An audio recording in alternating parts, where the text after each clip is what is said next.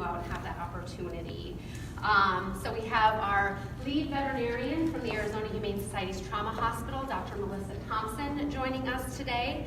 AHS Field Operations Supervisor, Ruthie Jesus, and Operations Manager, Chris West. We also have Rob from our behavior team joining, Detective Krim from the Phoenix Police Department, and Dina is here from our behavior team as well. So again, at the end, save the questions, please, and then we'll head out so you can see more of the animals as well. We were hoping to have quite a few of the pets out here greeting you today, but test results have come back. We do have currently 5 dogs and 1 cat that have tested positive for ringworm. I always want to say ringworm, which is transmittable to humans. So just to take extra precautions, we decided not to do that today, but I do have photos that I can send you of the pets. But we do have some special guests that I'll talk about just in a little bit here that are from the initial seizure on January 22nd. First of all, I just wanted to give an overall update. In the initial 4-week investigation that the Arizona Humane Society began with the Phoenix Police Department, we took in 217 animals total in that 4 weeks. The majority were dogs and cats, 119 dogs, 88 cats, 3 rabbits, a rooster, and a fish. The investigation does remain ongoing at this time.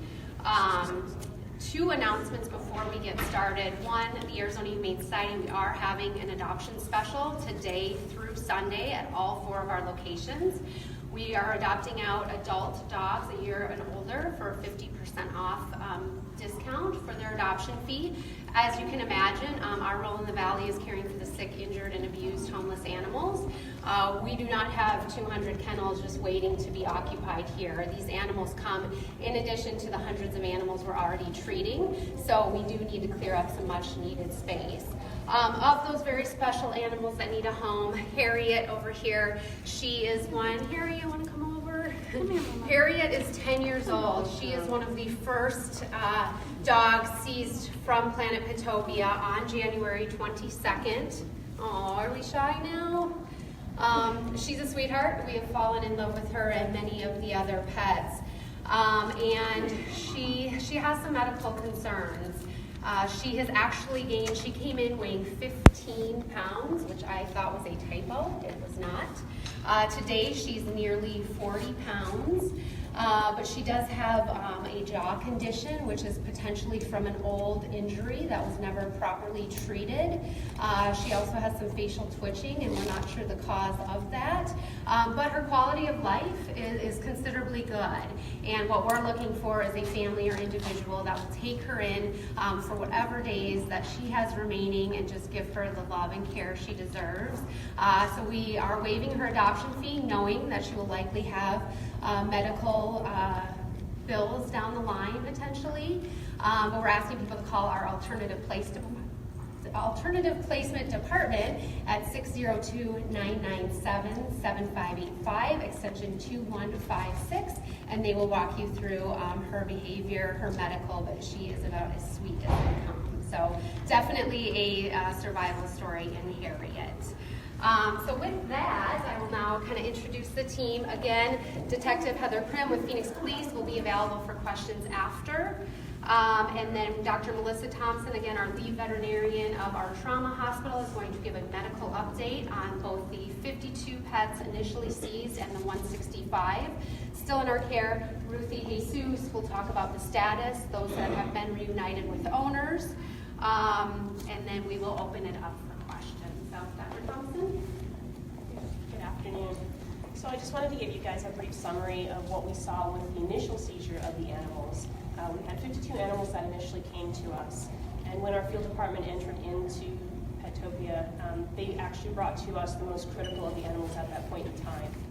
In the first group of dogs, all of the dogs that came to us were positive for tick fever, and they did have significant changes in their blood work, various stages of anemia and loss of platelets, bleeding disorders.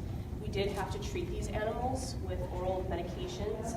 They also required repeated blood work to see if we were making progress with these animals. The dogs were all in pretty poor body condition. They were very skinny, as she mentioned here with our little girl over here. She was only 15 pounds. The majority of these animals were severely underweight. They suffered from many open wounds and sores. Many of those sores were in areas over the bony prominences of the hips and the ankles, areas where they no longer had the little fatty protection that we normally see in pets. And then also from laying on the hard floor, it caused these areas to open up and ulcerate. So as you can imagine, very painful for these guys. Cats had various degrees of upper respiratory infection. We also had a few cats that came to us that were very underweight. They are doing well in foster homes currently. Of the original group of dogs, we did need to euthanize one on intake due to the severity of its medical condition. The dog's limbs were all swollen, it was unable to walk, and it was very lethargic. We found that the dog did have valley fever and tick fever, so very, very severe conditions. Another dog did have to be euthanized due to severe behavioral aggression. Two other dogs that we did have in treatment from the initial group did end up passing away despite our best efforts. We did give blood transfusion to these animals. They did have severe cases of tick fever that we just were not able to take care of. The second seizure, we had 80 dogs and 75 cats. All but 4 of the dogs have tested positive for E. canis or tick fever as well. So the same regimen is going on with these animals in doing the treatments on them. We will have to do follow-up blood work to make sure that the treatments have been efficacious for these animals. We have 8 animals that have tested positive for valley fever as well, and we are starting treatment at this time. Their overall body condition score has been much better on this group of animals. As I said previously, the initial more critical animals were taken on the first run. But as Bretta did mention, we did end up finding ringworm in 5 of the dogs and 1 of the cats. Due to having the ringworm, we are considering all of the animals as being exposed, given the living conditions that they had over there, and we are doing preventative measures with these animals, and we're having to give all of them lime sulfur dip baths, which is very labor intensive. So all of our staff are currently giving baths to all of these dogs and cats, which, as you can imagine, is no small feat. The cats' conditions overall, their body conditions in this batch were much better again than the previous cats, and we really hope that we'll be able to give these guys out for adoption shortly. Thank you. With that, we'll introduce Ruthie Jesus, the Field Operations Supervisor. Hi everybody, my name is Ruthie Jesus. I'm the Field Operations Supervisor here at the Arizona Humane Society. I am also EAMT and Animal Cruelty Investigator. I was present at the scene for the initial 52 animals removed from the premises the early part of January. The first time that we went into the premises, as Dr. Thompson was advising you, we did remove the worst of the worst.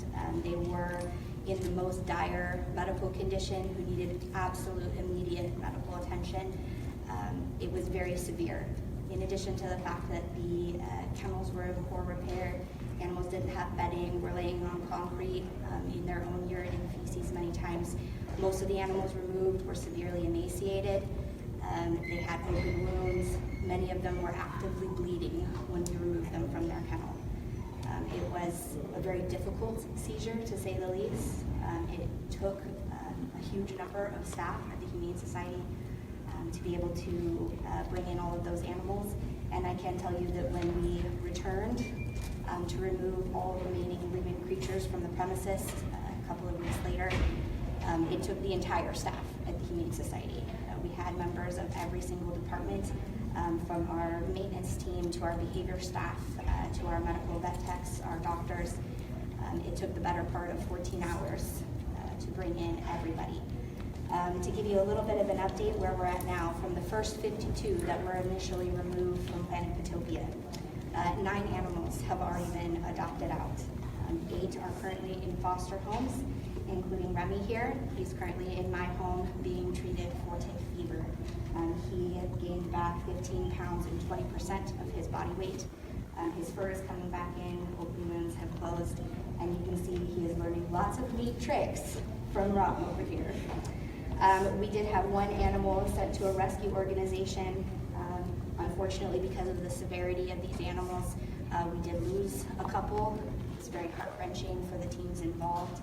And we do currently have 29 of that initial 52 still being treated here at the Humane Society. That's aside from the next very large group, 3 times the size, that came in a couple of weeks later. So this new batch of animals that was recently removed from the premises, many of those animals were short-term boarders. They were folks that had dropped off their animal for a couple of days for a groom or a temporary board, people that were temporarily going on vacation or in the hospital. So of that group, we have returned 7 animals to their owners and their families. Myself and my manager, Chris West, has facilitated every one of those returns, and it has been very emotional. The folks that are coming to pick up their animals had no idea the conditions they were being housed in or kept in. They had no idea of the reputation or the risk. They were extremely distraught, and every reunion has been emotional. The animals super excited, the families crying. They are so happy and grateful to the Humane Society to be reunited with their pet. They have also all been advised that medical care may be ongoing. So we are working with them to provide them with up-to-date medical records so that they can follow up with their current vets. 7 doesn't seem like a very large number returned to owners. We still have, obviously, everybody else still here in the shelter. While the Arizona Humane Society's field operations team has won custody of the first 52 animals, the remaining animals are still on their seizure or confiscate protective custody hold until this coming Sunday. So we will be requesting from Phoenix courts for the release of the rest of the animals into our permanent care on Monday. At that time, as you might imagine, we're going to have a lot of animals flooding into our system, looking for foster homes, looking for adoptive homes, looking for, hopefully, what will be their final home to live out a happier life than they've been experienced so far. Let's see, I think that was everything on my list here. We have been working with Phoenix Police from the very beginning. The Arizona Humane Society's field operation team is contracted with the Phoenix Police Department, and we work very closely with them under the supervision and tutelage of our amazing animal crimes detectives who guide us every step of the way. We are not done. In addition to finding all of these animals' homes and completing their medical treatment, the field operations team will be writing their reports, collecting medical reports from a medical team, documenting new weights, body condition photos, video, Facebook research, you name it. We are accumulating a very large amount of information to pass along to our animal crimes detectives. So thank you very much for coming today and helping us get the word out. And with that, guys, I do want to open it up for questions. If you have questions for either Ruthie or Dr. Thompson, they can go ahead and take those at this time. We'll just ask that you guys do come over by the microphones. So how many total Petopia pets are actually adoptable today? Currently, at the moment, we have 8 awaiting a foster home, meaning they still need treatment. And I believe at the moment, the 29 that are still being treated have not been released to the adoption floor yet. So basically what that means is that while we will put an animal up for adoption with a medical release, if you will, meaning this animal is being treated, for example, for tick fever, will require follow-up from your vet, they do have to be in a stable enough condition in order to be put up in that fashion. So we are making sure that the blood work has been double-checked and they've had their follow-up visits with the vet to make sure that they are healthy enough for that point. So I don't have the exact number on the adoption floor right now, but I actually think that everybody that was on the adoption floor has already been adopted. So they're going to be trickling in larger and larger numbers. So right now, no one's available for adoption. To my knowledge, not at the moment. We're Besides seeking foster Harriet. homes and treatment. Right. This Harriet This is day is really for him. rescue. Harriet is available for adoption. One question that a lot of people are asking us is, you mentioned some of the dogs were boarded by private people there. Were a majority of the dogs dumped there by rescues in town? So the investigation is ongoing. We can't necessarily discuss suspects or who might be involved, but I can tell you that large numbers of animals were boarded by the same individuals. Is that person going to be held accountable? I can't comment to that either, I'm afraid. But that is the purpose of all of this information. So when we say the case is ongoing, all that information that I told you we're compiling, our detectives can't proceed until the next step until we're able to provide that. So the medical piece is a huge part of that. Are you able to confirm if that is Hato? I am not able to confirm. I'm sorry. Any of the pets been tracked back to the Humane Society? I can tell you that we have had pets, as is true in the rescue community, that were adopted out, and at some point, potentially something changed, they got lost, and they may have circled back. Many of the animals in our care were microchipped. So I know a lot of these animals ended up at different locations in the community, but how are you guys keeping these sick dogs from getting other dogs sick? That's an excellent question.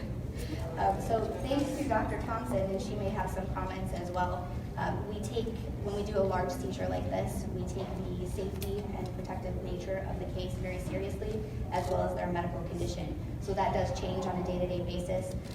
Like Bretta had said earlier, we initially thought we'd have a bunch of animals to bring out, but as we're getting test results back, we take that quarantine pretty seriously as well. Quarantine means you keep the dogs and the cats in a separate. Yes, at this moment in time, the animals that did come from the seizure are kept completely separate and isolated from the animals that are both up for adoption and other animals that have come into our facility and are going through medical and behavioral examinations.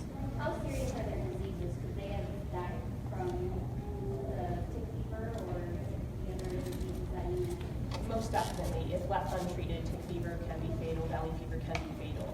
And as I mentioned previously, 2 of the animals, despite us giving everything that we had, blood transfusions, critical care, they did end up passing away. So it is definitely a fatal disease. I have one question in terms of when we were at the rescue, it seemed like a lot of the dogs were, very barking ferociously and whatnot. What are they like behavior-wise? Was it difficult to get them out? I mean, this one looks pretty shy and nervous. What are the dogs like personality-wise right now? Are they depressed? Are they... So one of the interesting things about being in that particular kennel environment was that the noise was deafening. Myself and my manager, Chris West, were walking through trying to find the worst cases, notating everybody's current condition, and we were shoulder to shoulder and screaming at each other. The noise was very, very loud. They were exhibiting all the signs of what you would consider to be kennel stress or kennel frustration. In addition to their medical issues that were going untreated. The first night that we brought back those 52 animals, it was quiet. You walked through the kennel at the end of the night and it was totally quiet. All the dogs were asleep, they had full bellies, their dishes were empty, and they were curled up on their beds. Since then, this horde is unique, because oftentimes with an individual, for example, one person in a home environment that may have been overwhelmed and have 75 to 100 or 200 plus animals on their property, the animals are suffering from severe, oftentimes, lack of socialization. They haven't had the socialization they needed. The majority of the animals that were being boarded or kenneled at Planet Utopia came from a home environment. So these animals, the vast majority of them, are very friendly. They know what to do. Remy knows how to sit. He's cat friendly. He's good with children. Many of the animals have been house trained.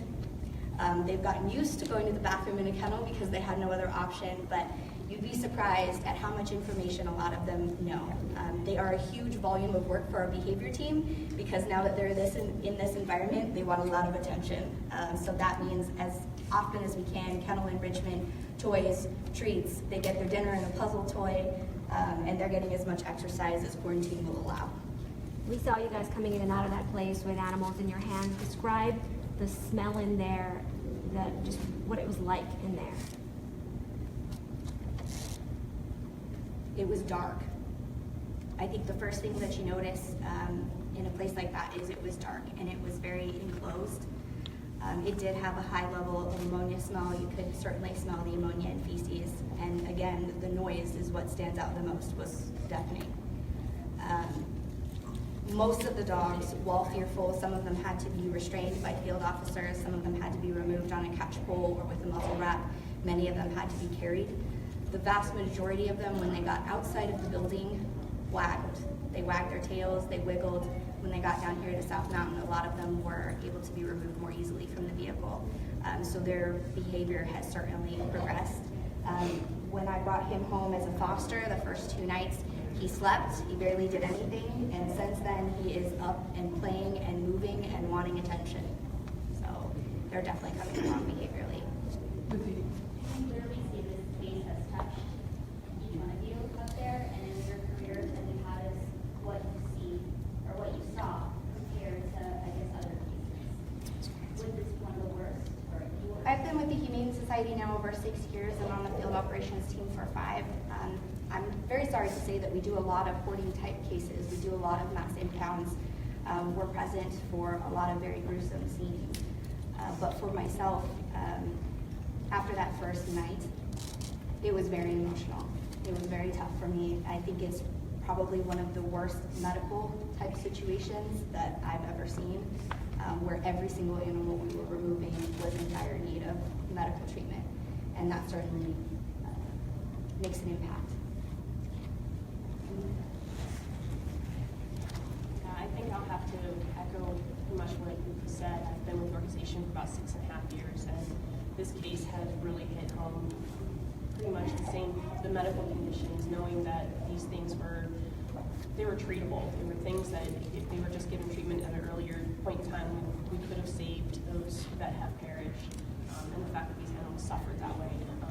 All the wounds they suffered were because they were emaciated. They were laying on hard surfaces. This isn't something that was a catastrophic problem, a disease that hit them. It was neglect, and I think that's what really hit you hard.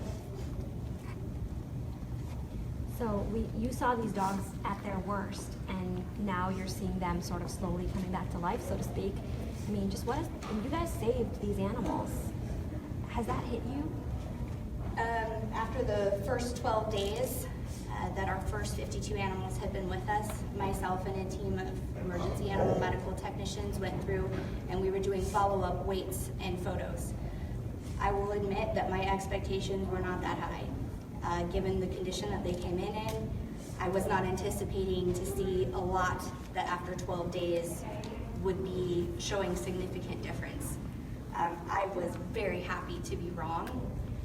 As we were weighing the dogs, pulling them out of their kennels, they had already been bathed, some of them more than once. They'd been on a feeding schedule, they'd had medication, the proper medication and treatments. The vast majority of the dogs that we were weighing, only 12 days after bringing them into the shelter, had gained more than 20% of their body weight, which is unbelievable in that period of time. So I was very pleasantly surprised. Heather, are you able to comment? I mean, you've seen a lot of bad things. Just personally for you, if you don't mind stepping up there, what has this been like for you, being in this environment, seeing all of this? And you were crucial in this investigation. I was, and there's very little that I can talk about, but it probably was up there with one of the worst that I've seen.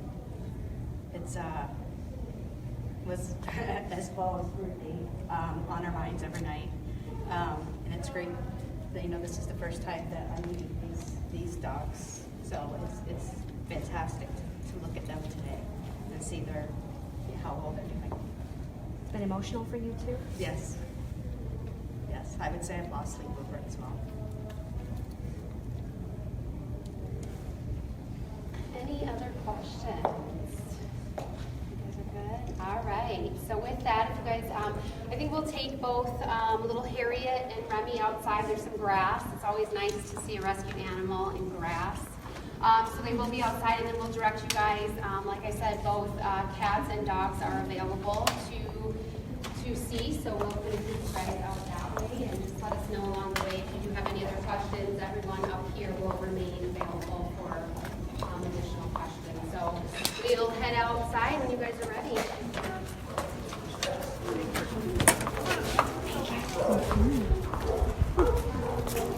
Oh, okay.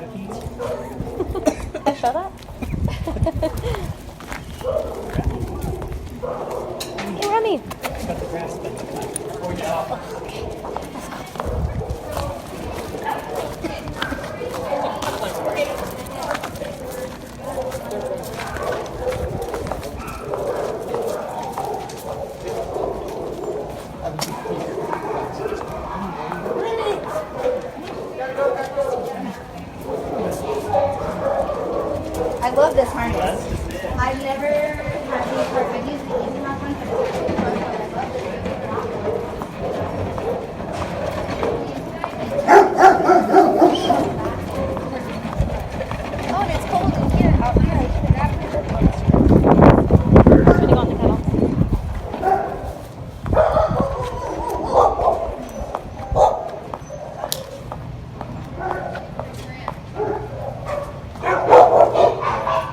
doesn't either. Bretta, probably. Do you have a key? Nope.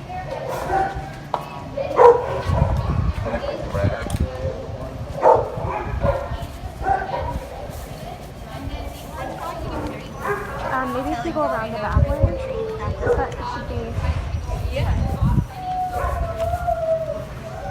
Let's say hi to Lily. Hi, Lily. Hi. Do you have some food? I don't know.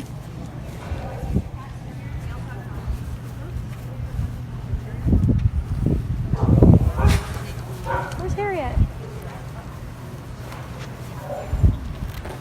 Brad's trying to get in there to open the kettle because it's locked.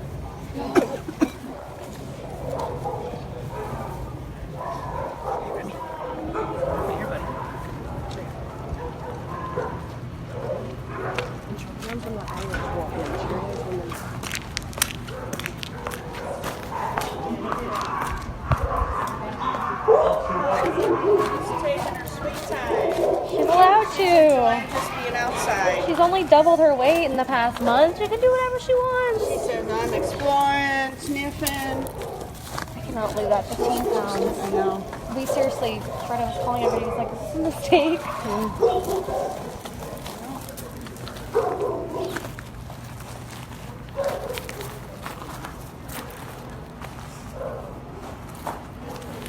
Smell good in there? Harriet. Come on, pretty girl. So is that the bubble gum thing? I think I read a note about bubble gum with her like kind of twitching her jaw. I don't really know what that's.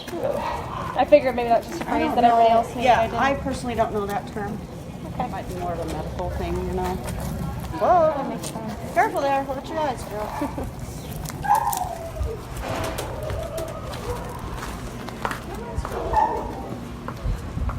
Can we open the kennels?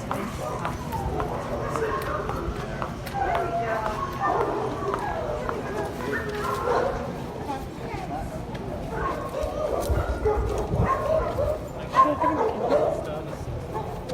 Yeah. Remy. It's like posing.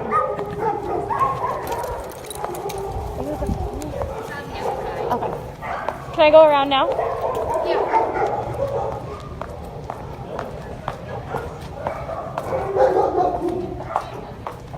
Looks like they're all inside. Oh!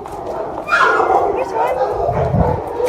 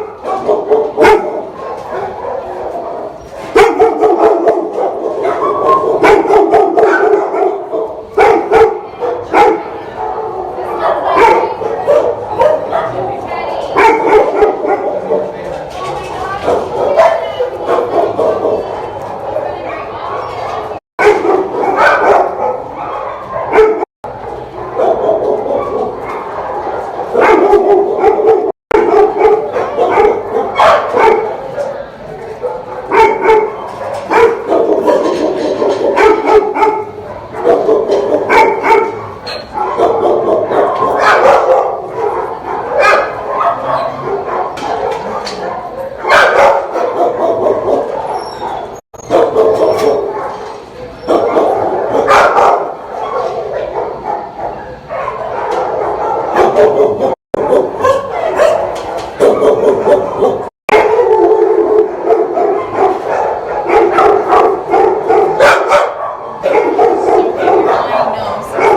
had her in our meeting the other day. Her hands. Right on his name, Happy Gilmore. Happy. I love him too. He's so sweet.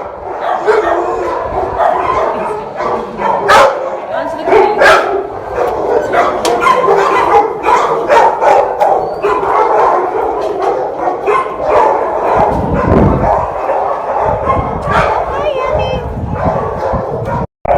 Say hi. I know, I'm right here. There you go. That's good.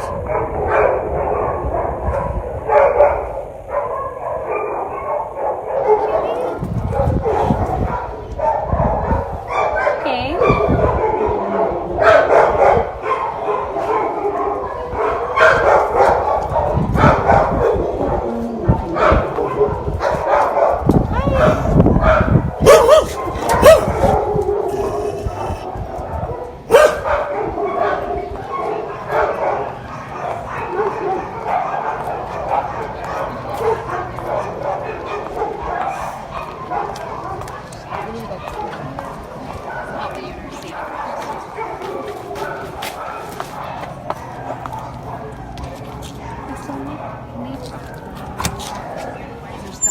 No. No. Let me see if I can get some more. Okay. I was just trying not to. No, you're okay. Go ahead. Hi, kitties.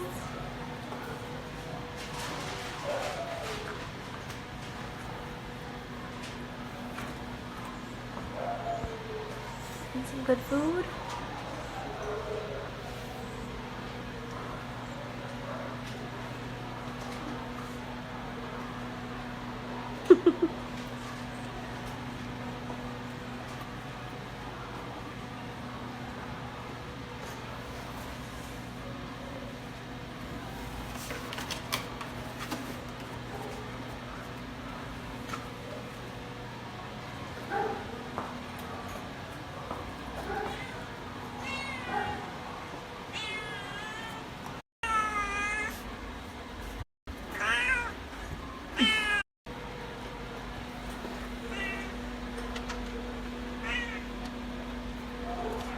Hi.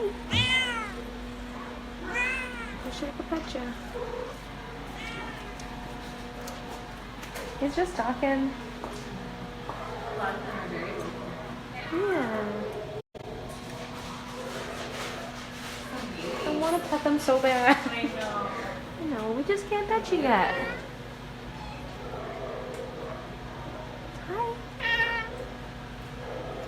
Big teeth. Let's see those teeth. Say something. Say hi. Say hi. This kitties are massive.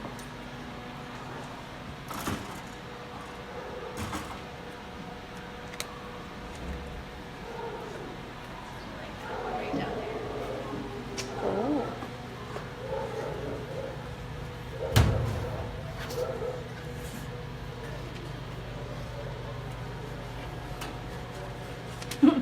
You just see eyeballs poking out.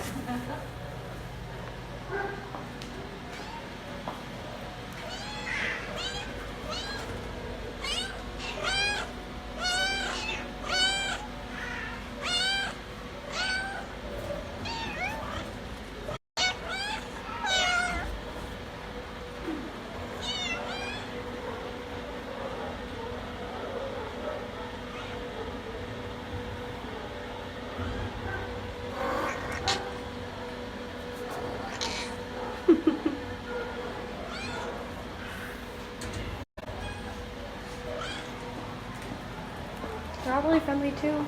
That's good. Kittens.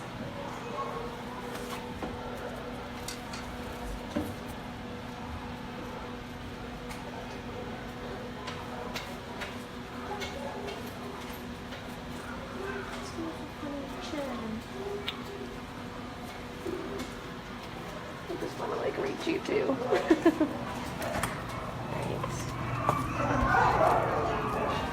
40 minutes.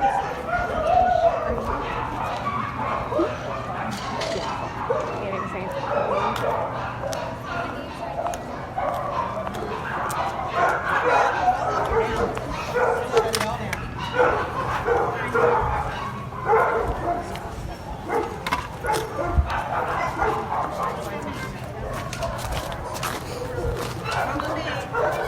I only know her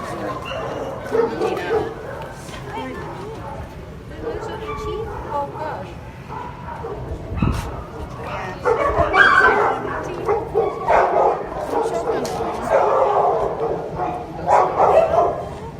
Oh, gum in that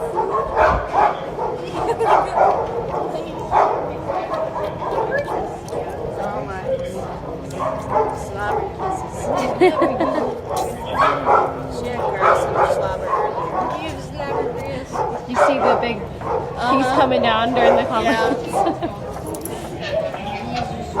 Girl. The